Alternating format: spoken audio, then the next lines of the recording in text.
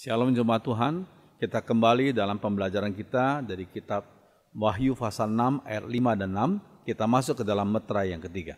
Mari kita berdoa. Mohon Roh Kudus rapi hamba-Mu, sensor tuturkan dan sikap hamba-Mu, dan setiap kami yang mendengar dan menontonnya, kami semua dibimbing oleh Roh yang sama, itu Roh Kudus. Berfirmanlah kepada kami lewat lidah hamba-Mu dalam nama Tuhan Yesus. Amin.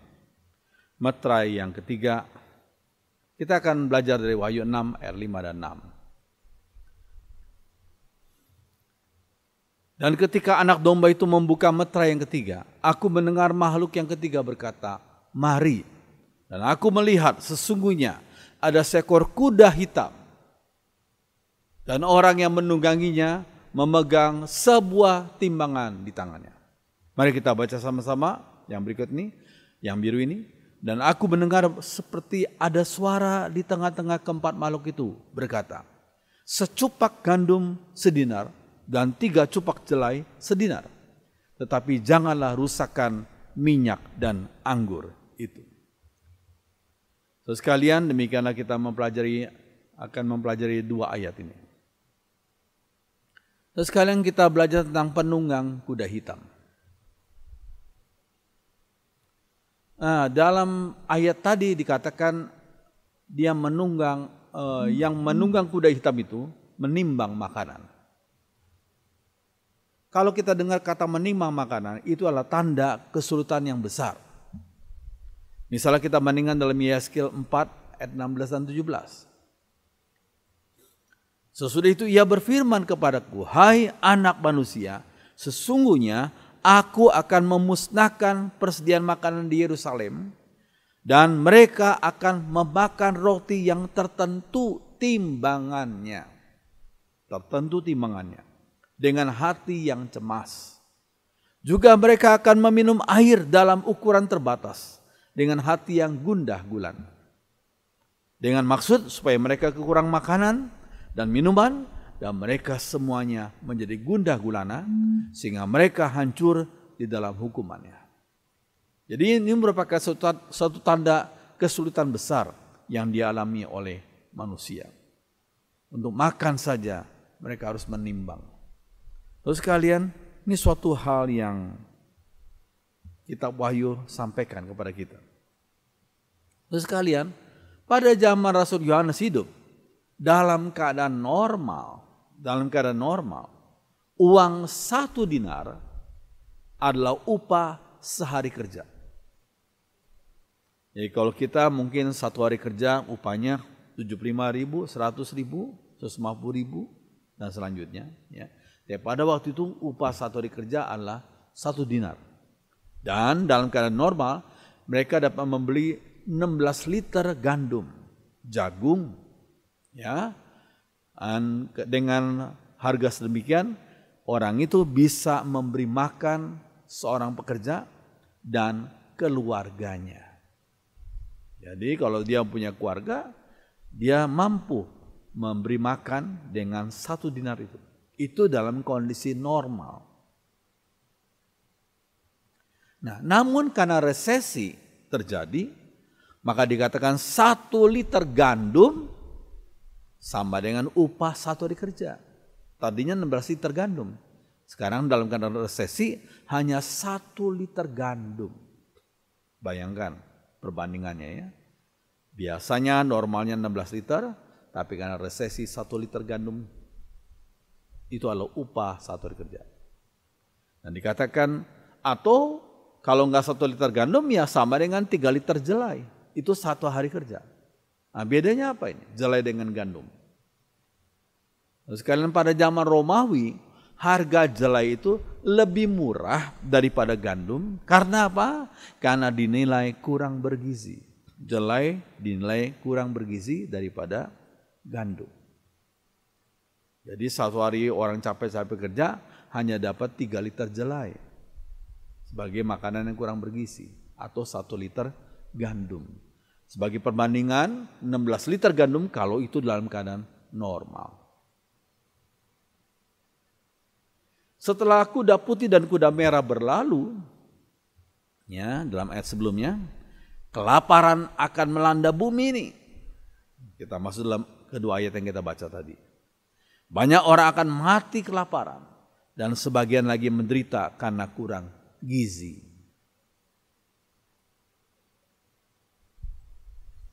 Kuda hitam dan penunggangnya menyampaikan peringatan dari Allah bahwa penderitaan akan menimpa manusia kalau manusia tidak taat pada perintah Tuhan.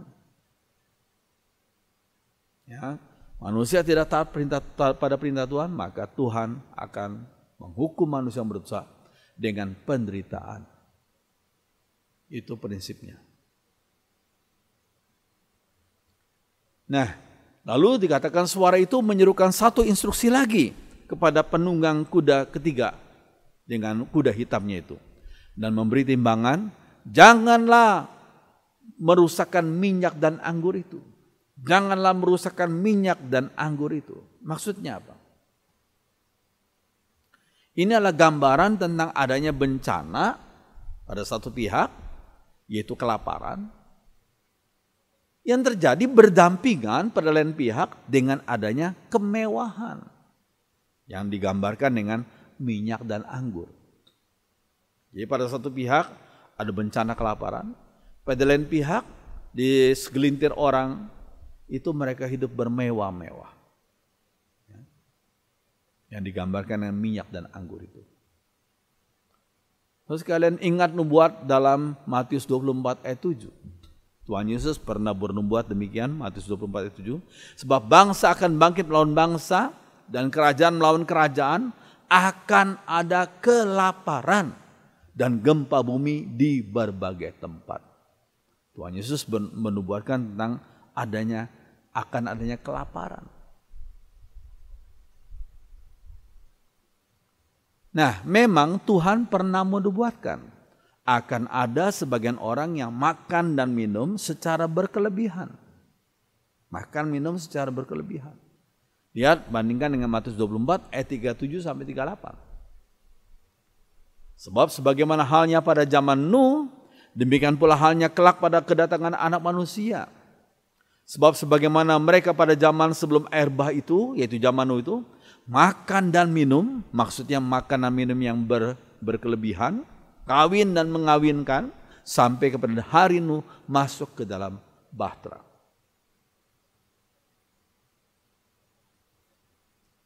Nah, ini terjadi kondisi yang kontras. Kelaparan berdampingan dengan kemewahan. Kontras. Misalnya, ini sebagai contoh saja, satu contoh saja. Pada sekian tahun yang lalu, seorang konglomerat, ini sekian tahun yang lalu ya, memesan 16 kamar rumah sakit hewan. 16 kamar rumah sakit untuk hewannya. Nah, ini harga sekian tahun yang lalu ya. Berapa harganya? Dikatakan harga per kamar untuk hewan tuh yang dengan ukuran 1 kali 2 meter adalah Rp900.000 per bulan. Hanya untuk kamar dengan ukuran 1 kali 2 meter. Rp900.000 per bulan. Ya, itu untuk satu hewan. Padahal dia punya sekian belas hewan dan sehingga dia pesan 16 kamar. Ya, belum termasuk biaya perawatannya, dokternya dan penjaga kandangnya. Ya, sudah bisa bayangkan, konglomerat ini bayar uang berapa duit per bulan hanya untuk hewan-hewannya, hewan peliharaannya. Ya, ini hidup yang mewah. Di lain pihak ada banyak rakyat yang kekurangan. Salah satu persoalan besar dalam dunia ini, dalam dunia kita sekarang ini adalah ada orang miskin yang bertambah miskin, tapi ada orang kaya bertambah kaya. Jurang pemisah semakin lebar. Jurang pemisah semakin lebar. Nah, lalu yang diajarkan Tuhan apa dalam kaitan dengan kondisi gini? Tuhan mengajarkan kita satu prinsip yang penting, yaitu keseimbangan. Tuhan tidak mengajar kita seperti komunis gitu sama rata. Orang kerja 8 jam sama gajinya dengan orang yang kerja cuma 2 jam. Tidak, itu komunisme. Tapi Tuhan mengajarkan kita satu prinsip yang penting. Keseimbangan. Dalam 2 Korintus 8 ayat 13. Sebab kamu, kata Paulus, dibebani bukanlah supaya orang lain mendapat keringanan, tetapi supaya ada keseimbangan. Keseimbangan. Bukan sama rata, tapi keseimbangan. Masalah ketidakseimbangan adalah alasan munculnya komunisme pada abad ke-20 ya. Di negara-negara yang gap sosialnya terlalu besar pada waktu lalu. Ya, mereka pikir komunisme adalah juru selamat bagi rakyat yang miskin. Ya, sehingga sebagian negara menyambut dengan gembira, "Ore, ada komunisme ini." Tetapi ternyata kita masuk abad sekarang ini, kita baru melihat, oh ternyata komunisme bukan juru selamat. Ya. Komunisme adalah salah satu contoh Mesias palsu. Mesias palsu saja. Ya. Sekarang kita lihat negara-negara yang dulunya didasarkan pada prinsip komunisme, sekarang mereka sudah tinggalkan itu. Kalau ada mungkin beberapa negara 1-2 saja yang katanya masih prinsip komunisme, tapi dalam praktek hidupnya mereka sudah sangat berbeda dengan praktek hidup yang digariskan oleh komunisme. Terus sekalian, memang komunisme itu hanyalah slogan palsu. Hanya kita sebut sebagai Mesias palsu. Ya, terus sekalian, Tuhan mengajarkan kita untuk keseimbangan. Dalam Amsal 19 ayat 17 dikatakan, menolong orang miskin sama seperti memberi pinjaman kepada Tuhan. Luar biasa ya. Tuhan yang pencipta kok rela dirinya seperti dipinjami oleh orang-orang yang suka menolong temannya yang adalah orang miskin. Ya. Nanti Tuhan juga yang akan membalasnya. Luar biasa ya. Ayo kita baca sama-sama sekali lagi. Amsal 19 ayat 17. Menolong orang miskin sama seperti memberi pinjaman kepada Tuhan. Dan nanti Tuhan juga yang akan membalasnya. Itu dalam terjemahan sehari-hari. Puji Tuhan. Ya. Jadi sebagai umat Tuhan, kita jangan lupa untuk menolong teman-teman kita. Jangan kita pelit, jangan kita kikir. Ya, jangan kita acuh tak acuh. Nah, jika kita pelajari firman Tuhan secara komprehensif menyeluruh, maka akan kita dapati ajaran yang sungguh dibutuhkan seluruh manusia. Sungguh dibutuhkan oleh seluruh manusia.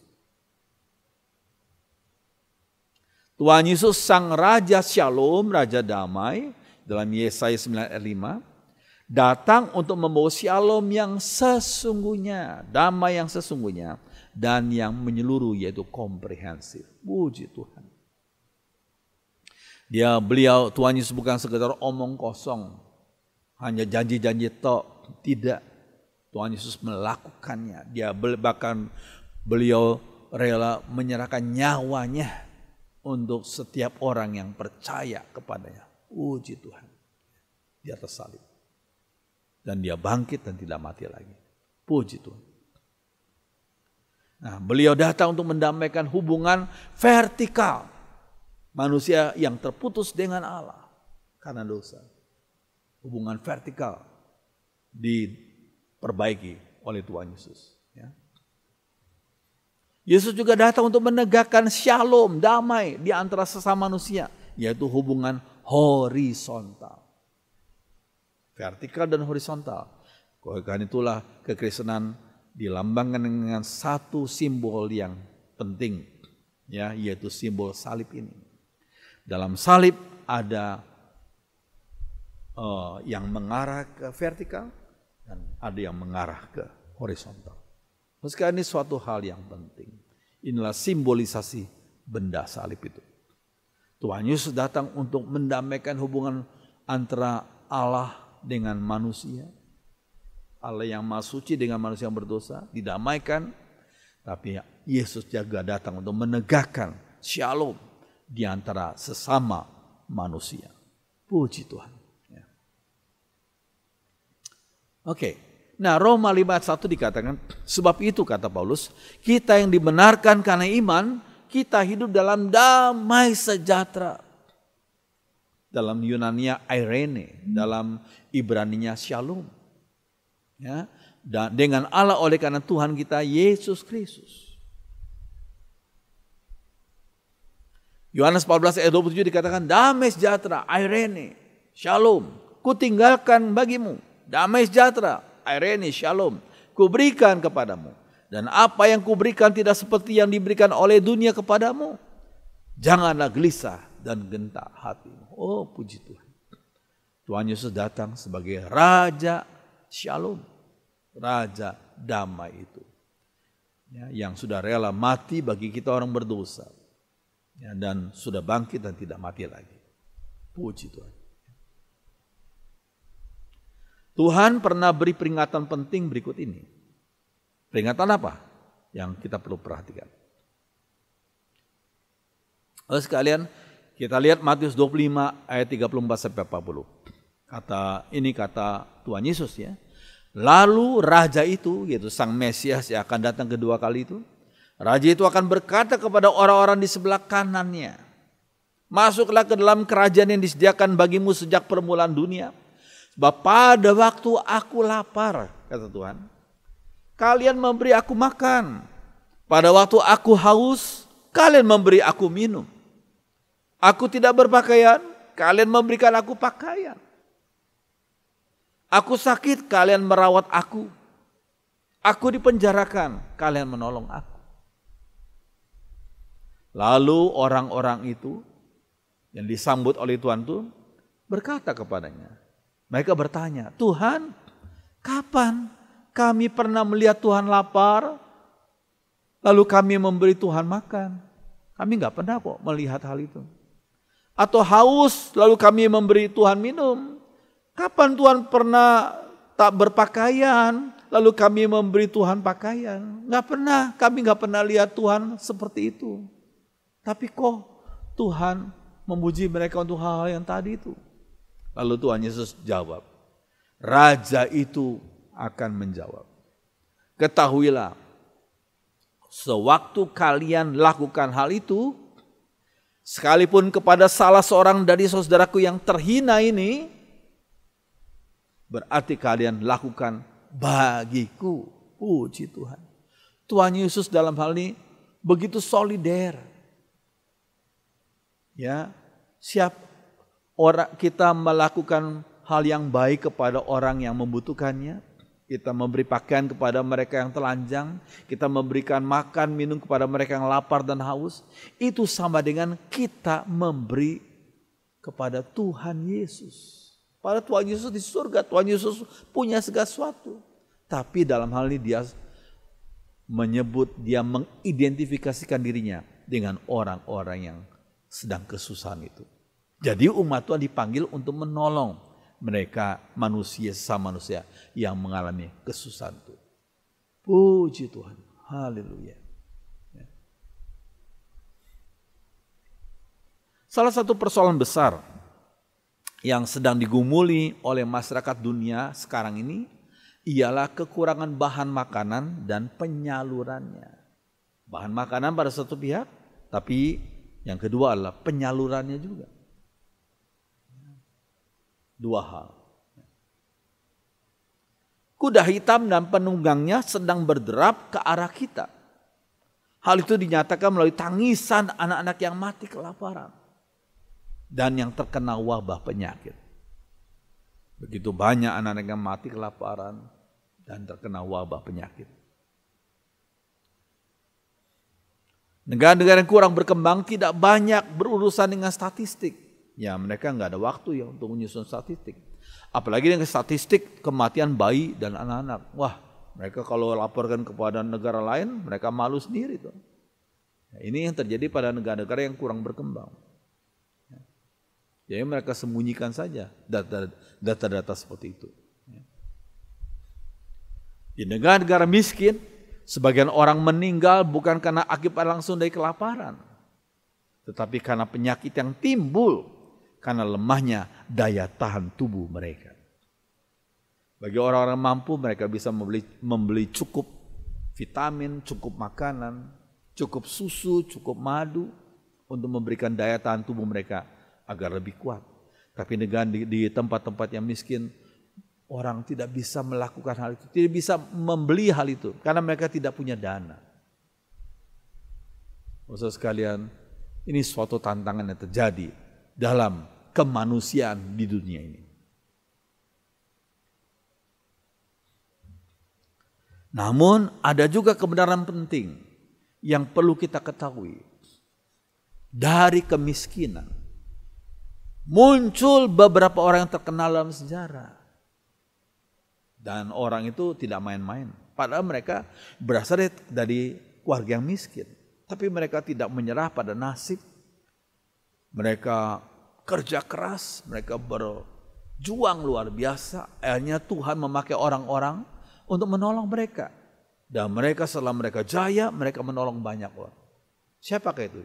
Banyak ya, tapi saya tidak bisa sebutkan satu-satu karena banyak. Nah, kita akan melihat beberapa orang saja. Nah ini, seorang bernama John Wanamaker. John Wanamaker ini adalah pedagang besar dari Philadelphia, di Amerika ya. Dia memulai pekerjaannya dengan upah hanya $1.25 seminggu. Wah, kecil sekali ya. Dia mulai dengan kondisi yang miskin seperti itu, tapi dia kerja keras luar biasa. Ya. John Wanamaker. Ya. Lalu ada lagi seorang bernama Andrew Carnegie. Andrew Carnegie mulai bekerja dengan upah mingguan $3 saja. Ya. Tapi kemudian dia berjuang keras, akhirnya menjadi seorang the richest man in the world. Orang terkaya di dunia. Luar biasa. Orang-orang ini orang yang menghadapi tantangan dengan semangat, bekerja keras, berbisnis dengan jujur dan baik. Dan jangan lupa beriman kepada Tuhan. Ya, mereka diberkati Tuhan luar biasa akhirnya. Ya. Ini satu good news, kabar yang gembira dan sukacita bagi kita yang menghadapi tantangan hidup ini. Nah, yang berikutnya siapa? Seorang bernama Abraham Lincoln. Dia berasal dari seorang keluarga petani yang sangat miskin. Ya, dari keluarga petani yang sangat miskin. Ini Abraham Lincoln. Ya. Ketika dia jadi presiden, dia memimpin satu pergerakan untuk menentang perbudakan di Amerika. Ya. Lalu berikutnya adalah seorang bernama Andrew Johnson. Ya. Siapa Andrew Johnson ini? Andrew Johnson bekerja sebagai penjahit pemula dan baru belajar membaca setelah nikah. Tapi kemudian dia luar biasa dalam pekerjaan, dalam bisnisnya. Ini Abraham Lincoln dan Andrew Johnson kemudian tercatat pernah menjadi presiden Amerika Serikat. Mereka yang dari keluarga yang sederhana, bahkan sangat sederhana, tetapi tidak menyerah. Ya, tidak menyerah. Dengan pertolongan Tuhan, mereka bangkit dan akhirnya memimpin negara Amerika. Ya, luar biasa, menjadi presiden. Ya.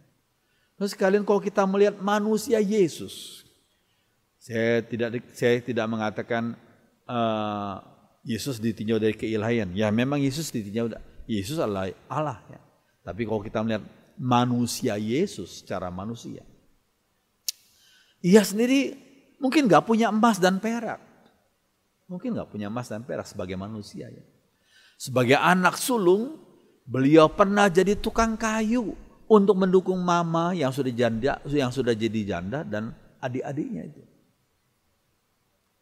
Tapi Tuhan Yesus, manusia Yesus itu, pada umur 30 tahun dia melakukan misi sebagai juru selamat, dan 33,5 tahun beliau dalam usia demikian beliau berkorban di atas salib. Puji Tuhan. Jadi nggak ada alasan bagi kita umat Tuhan untuk menyerah, putus asa. Ya, kita berkata cukuplah Tuhan, aku nggak mampu lagi. Jangan. Kita lihat tokoh-tokoh tadi, kita lihat Tuhan Yesus sendiri, ya, luar biasa. Kita minta kekuatan, hikmat, jalan keluar, dan semangat untuk menghadapi tantangan-tantangan itu. Supaya hidup kita bisa juga menjadi sound berkat bagi orang-orang lain. Puji Tuhan. Oke. Tetapi Yesus mengubah dunia dan menebus umatnya. Haleluya. Nah, saudara sekalian, jadi jangan putus asa. Seperti yang tertulis dalam ayat-ayat berikut ini. Jangan putus asa. Ya, Amsal 24 ayat 10. Yuk kita baca sama-sama. Jika engkau tawar hati pada masa kesesakan, kecillah kekuatan. Jangan tawar hati. Amsal 10 ayat 4. Tangan yang lamban membuat miskin, tetapi tangan orang rajin menjadikan kaya. Harus rajin. Kita lihat lagi Amsal 19 ayat 2. Tanpa pengetahuan. Jadi kerajinan perlu disertai dengan pengetahuan juga. Tanpa pengetahuan, kerajinan pun tidak baik. Orang yang tergesa-gesa akan salah langkah. Kita rajin dan disertai dengan pengetahuan. Kita terus belajar dari berbagai bidang ilmu yang perlu kita pelajari. Dan jangan lupa belajar firman Tuhan yang kekal itu. Puji Tuhan. Nah, saudara sekalian, semuanya itu menyatakan jauh di dalam lubuk hati manusia terdapat kekuatan rohani. Apalagi bagi mereka yang percaya pada Sang Gembala Agung, Tuhan Yesus, dan dibimbing oleh Roh Hikmat, itu Roh Kudus. Puji Tuhan. Jadi jangan menyerah, jangan putus asa. Ya, tetap memandang kepada Tuhan dan berusaha dengan hikmat dan kemampuan dari Tuhan. Puji Tuhan. Dengan pertolongannya, umatnya dapat mengatasi kemiskinan dan berbagai tantangan hidup yang rumit dengan pertolongannya. Ingat Roma 8 ayat 35 dan 37. Yuk kita baca sama-sama ya. 1, 2, 3. Siapakah yang akan memisahkan kita dari kasih Kristus? Penindasan atau kesesakan atau penganiayaan atau kelaparan atau ketelanjangan atau bahaya atau pedang? Luar biasa. Tapi dalam semua itu kita lebih daripada orang-orang yang menang oleh Dia yang telah mengasihi kita. Lebih daripada orang-orang yang menang.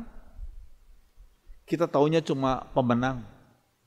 Tapi Tuhan menjanjikan kita sebagai lebih daripada pemenang. Maksudnya apa?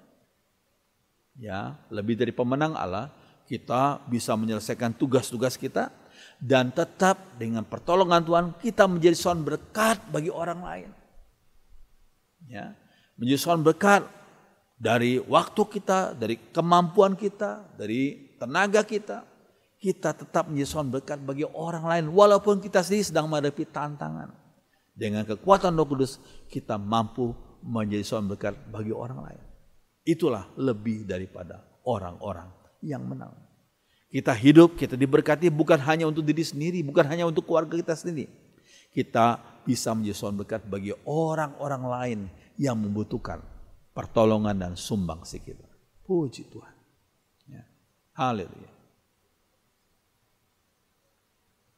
Nah, masalah pembunuhan jutaan janin perlu kita singgung sedikit. Ya, jutaan janin dibunuh. Beberapa tokoh besar dalam Alkitab, jangan lupa. Kalau ada ibu-ibu yang sedang hamil mau mengaborsi janinnya, ingat di dalam Alkitab ada beberapa tokoh besar. Misalnya Yeremia, Nabi Yeremia dan Yohanes Pembaptis. Mereka dipilih oleh Allah sebelum mereka dilahirkan. Sebelum mereka dilahirkan. Lihat Yeremia 1 ayat 4 dan 5 dan Lukas pasal 1. Ya. Yeremia dan Yohanes Pembaptis adalah dua orang contoh saja, ya, yang dipilih oleh Allah sebelum mereka dilahirkan. Tuhan berkata kepadaku, sebelum aku membentuk engkau dalam rahim ibumu, sebelum engkau lahir, aku sudah memilih dan mengangkat engkau untuk menjadi nabi bagi bangsa-bangsa sebelum dilahirkan.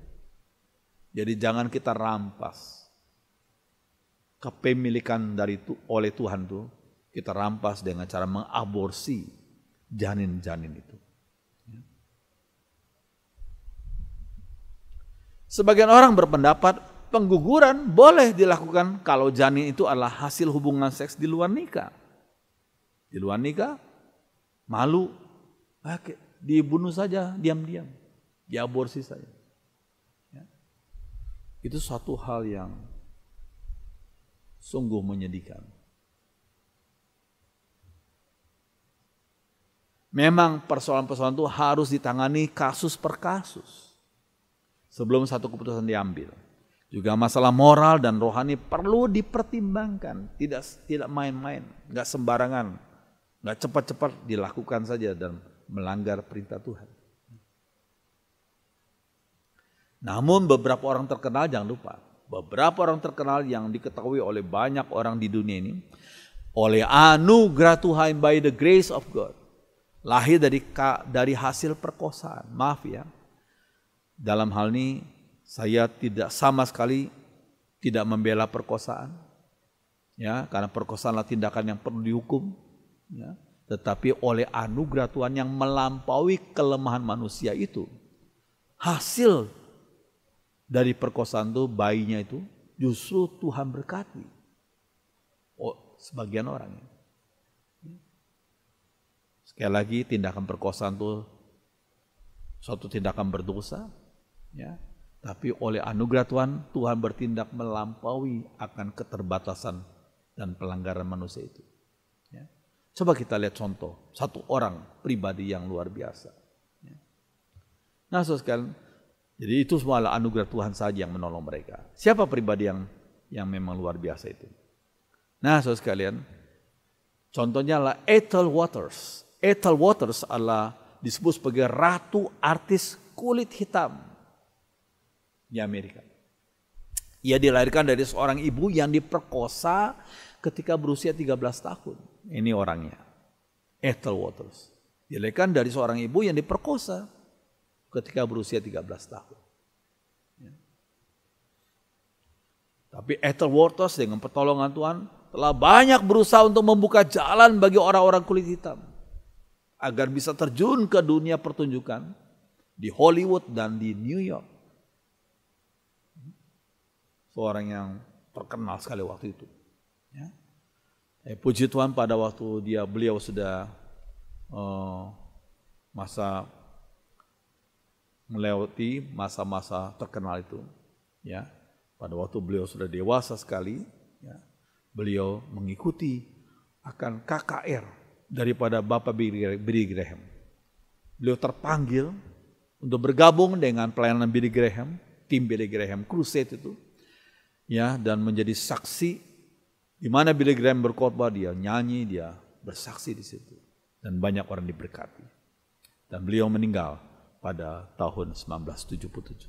Ini Ethel Waters. Padahal adalah beliau sebagai bayi yang dari seorang ibu yang umur 13 tahun dan diperkosa. Ya. Tapi Tuhan anugerahnya melebihi keterbatasan dan kelemahan manusia. Jadi kita melihat satu hal yang luar biasa, anugerah Tuhan yang melebihi kelemahan manusia. Oke. Nah, saudara sekalian, firman Tuhan berkata, kita dipanggil untuk bertindak, bukan hanya mendengar, tapi bertindak. Bukan untuk bersikap masa bodoh. Tidak, jangan, bukan acuh tak acuh, tapi bertindak, ya. Misalnya jika Jadi jika seorang tahu bagaimana ia harus berbuat baik, tapi ia tidak melakukannya, ia berdosa.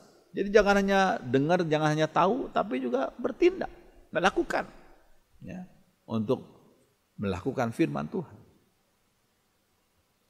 Kita dipanggil untuk melibatkan diri, bukan untuk memisahkan diri, melibatkan diri.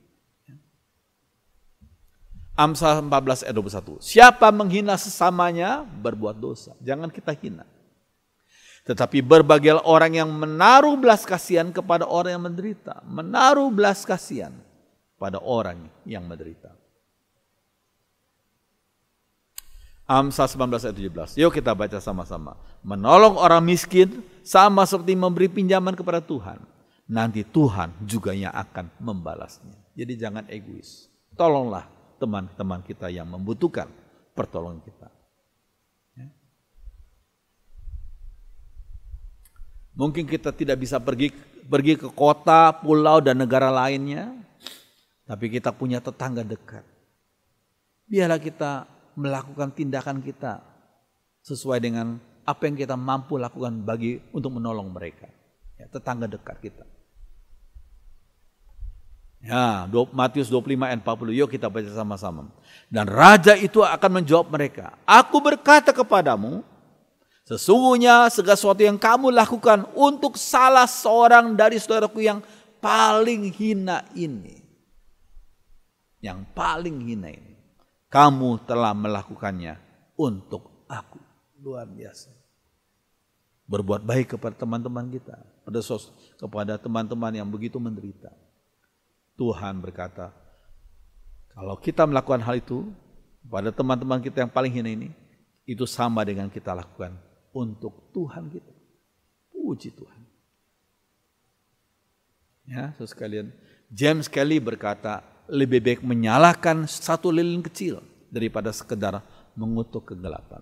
Kita jangan hanya ngutuk kegelapan, jahat-jahat, ya. Kita hanya kutuk, tapi kita tidak lakukan apa-apa. Lebih baik menyalakan satu lilin kecil daripada sekedar mengutuk kegelapan. Yang penting lakukan sesuatu yang berguna bagi orang lain. Tidak berdiam diri saja.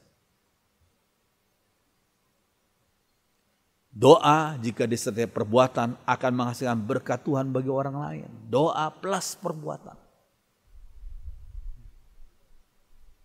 Masyarakat akan melihat contoh kasih Kristus dan contoh kesaksian Kristen yang nyata dan efektif. Biarlah firman Tuhan jadi berkat bagi kita semua. Mari jemaat Tuhan, kita berdiri, kita nyanyikan satu lagu. Mungkin sebagian orang baru dengar lagu ini, tapi yuk kita belajar. Lagu ini sebenarnya udah lama, biar kita nyanyikan bersama-sama. Mari kita berdiri, nyanyikan lagu ini bersama-sama.